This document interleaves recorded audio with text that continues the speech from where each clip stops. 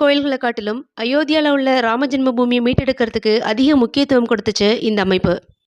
உத்தரப்பிரதேச அரசு இந்த இடத்த மீட்டு அதோட உரிமையாளரான இந்து சமாஜிடமே திரும்ப குடுத்துருவாங்கன்னு நம்புச்சு.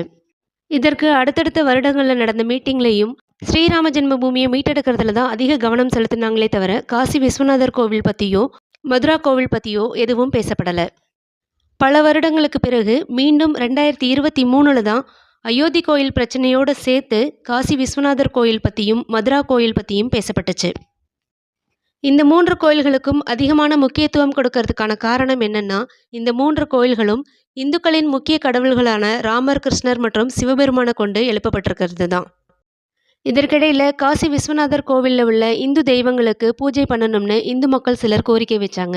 இந்த கேஸ் கோர்ட்டுக்கு கொண்டு வரப்பட்டுச்சு. இந்து மக்கள் அந்த கோவிலுக்கு போய் பூஜைகள் செய்யலாம்னு வாரணாசி கோர்ட் தீர்ப்பு வழங்குச்சு. அடுத்து வர 7 நாட்களுக்குள்ள